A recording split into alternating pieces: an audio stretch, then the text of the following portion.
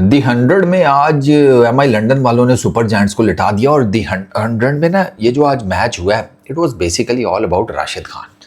राशिद भाई ने ना वो स्पिन किया ना सुपर जायंट्स को कि वो बेचारे फिर उसके बाद ना 5 विकेटें देकर ही जिसे कहते हैं ग्राउंड से बाहर हुए हैं। राशिद भाई ने अपना दी 100 में पहला फाइफर आज कंप्लीट किया है। ये उनका T20s के अंदर सेवन्थ फाइफर है। ठीक है, अच्छा दी 100 के अंदर ये total overall since the Inception of this tournament ये है सर आठवां फाइफर। राशिद भाई ने सर अल्लाह आपका भला करे, उन्होंने जो बॉलिंग की है ना वो समझ बूझ से उनसे बाला तरतीब 20 बॉल्स 9 डॉट बॉल्स 17 रन दिए हैं और 5 उन्होंने विकेट्स लिए हैं। राशिद भाई से पहले जो दी 100 में फाइफर आया था ना वो टीम सऊदी की तरफ से आया था। ठीक है, 2024 में। अच्छा, उसके बाद 2024 में ही सैम करन ने भी फाइफर लिया हुआ है जो कि बेसिकली कैप्टन है राशिद खान के। ठीक है, अच्छा फिर कैल्विन हैरिसन ने 2023 में फाइफर कंप्लीट किया दी 100 में। जॉश लेटर ने 2022 में, हेनरी ब्रुक्स ने 2022 में, इमरान ताहिर ने 2021 में। ठीक है, उसके बाद मर्चेंट डी लैंग उसने 2021 में। ठीक है, सो बेसिकली 2 आए हैं फाइफर 2021 में, 2 आए हैं 2022 में, एक 2023 में, एक फिर उसके बाद 2 2024 में और ये वाला अब आया 2026 में। राशिद भाई की 2 उनके आयरलैंड के अगेंस्ट फाइफर हैं T20 इंटरनेशनल्स में। ठीक है ना, आयरलैंड को दोनों ने नबेड़ा दैट आई नो।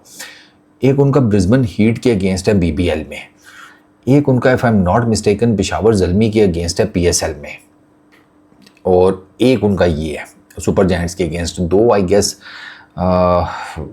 शबगीज़ा में हैं या कहीं आगे हैं, उनके 2 हैं, टोटल 7 हैं उनके।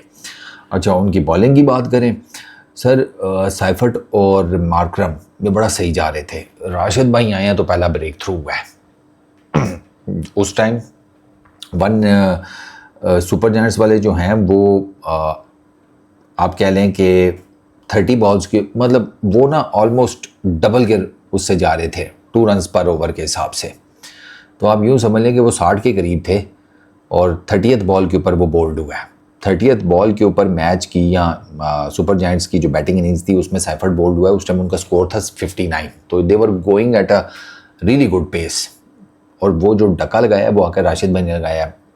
अच्छा, वो एक आर्टिस्टरी कला, साइफर्ट को बेसिकली फेंका गेंद लेग स्पिन नहीं है, सिर्फ पेस रोक ली, हल्की सी एयर दी है, ज़्यादा नहीं है। राशिद भाई वैसे आपको पता है तेज़ फेंकते हैं, इस वाले को ना थोड़ा सा खींच के किया, हल्की पेस के साथ लेग स्पिन फेंकी है। साइफर्ट अपने आप को साइफर्ट आपको पता है अपने आप को रूम देता है, वो तो विकेट छोड़ के खेलता है ना, तो उसने अपने आप को रूम दिया।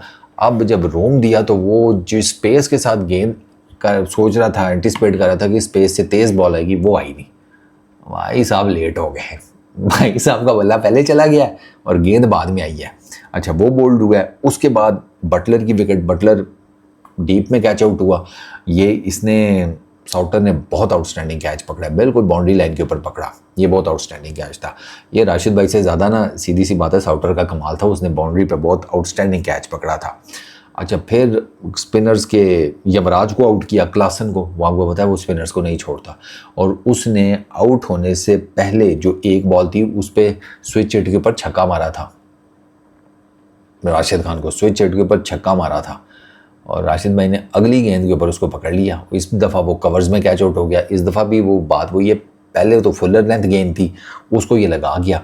इस दफ़ा राशिद भाई ने थोड़ा गेंद की लेंथ पीछे खींच के उसको स्पिन किया। स्पिन उनको मिल रहा था, बहुत एक्स्ट्राऑर्डिनरी तो नहीं मिल रहा था, लेकिन स्पिन राशिद भाई को हल्का फुल्का मिल रहा था। उनकी गुगली भी अच्छी स्पिन हो रही थी, तो वो जो थोड़ा सा हल्का फुल्का डिग्री का स्पिन मिल रहा था उन्होंने उतना बहुत था राशिद भाई के, अब बहुत है, ये हाथ पकड़ाने वाली बात है, इतना स्पिन मुझे मिल रहा है कि मैं इनका ये हाथ आगे करेंगे मैं इनका पूरा बाजू खींच लूँगा। और एग्जैक्टली वही किया। क्लासन का गेंद पड़ के बाहर हुआ है, वो लंबा खेलने गया, बॉटम पे लगा, वो जिसे कहते हैं सैम करन ने कैच पकड़ लिया कवर्स में, वो वहाँ पर गया। अच्छा, उसके बाद फिर मोर, उसको भी पीछे, उसको गुगली फेंकी थोड़ी सी पीछे खींच कर, ठीक है, तो वो पढ़ के, ऑब्वियसली वो लेफ्ट हैंड ही है तो पढ़ के इसके बाहर निकली है। अब जब बाहर निकली है ना तो वो गया सामने मारने।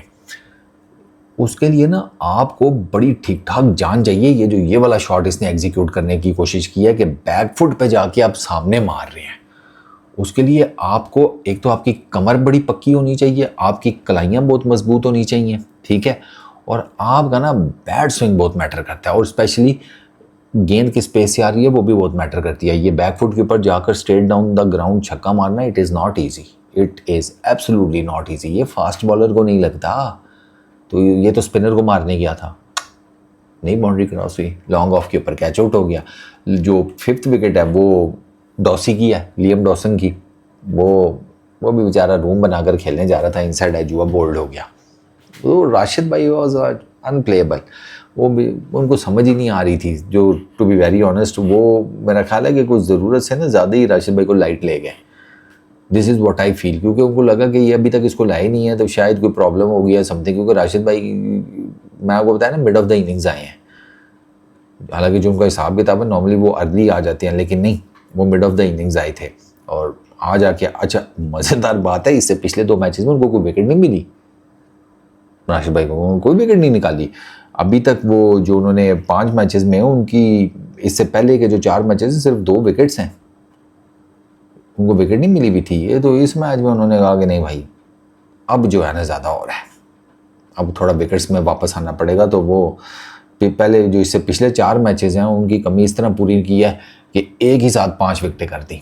क्वालिटी ऑफ बॉलिंग है यार। राशिद खान जैसा बॉलर जो है ना, वो अगर 1-2 मैचेस में नहीं विकेट ले रहा तो उसमें परेशान होने वाली कोई बात नहीं होती, क्योंकि फिर जब वो लेने पर आता है ना तो बेशक वो 4-5 विकेटें ना निकाल रहा हो, वो फिर उसके बाद कंसिस्टेंटली आपको विकेट डिलीवर करता है, 1-2-3 1-2-3 इस तरह।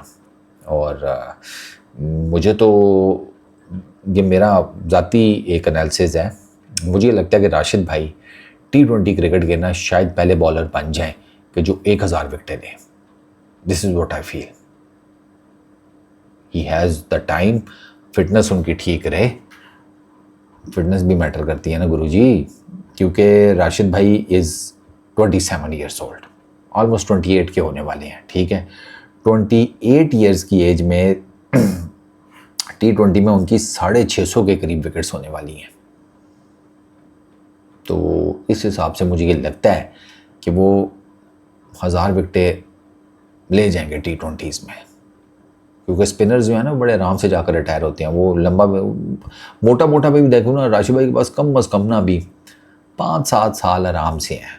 5-7 साल तो वो क्रिकेट खेल सकते हैं। T20s की मैं बात कर रहा हूँ, तो इतना मुश्किल तो नहीं है 5-7 सालों में T20s में। और जिस तरह वो क्रिकेट खेलते हैं, मतलब लीग्स में तो ही sells like a hot cake. कोई उन्होंने लीग छोड़ी नहीं भाई, हर जगह उनकी डिमांड है। तो जिस हिसाब से वो लीग्स खेल रहे हैं, ये जो पीछे बची हुई 200-250 विकेटें हैं, मुझे नहीं लगता कि ये उनके लिए लेना कोई मुश्किल है। तो आई फील कि he would be the first bowler in the history of cricket in T20 cricket जो कि 1000 विकेटें कंप्लीट करेगा।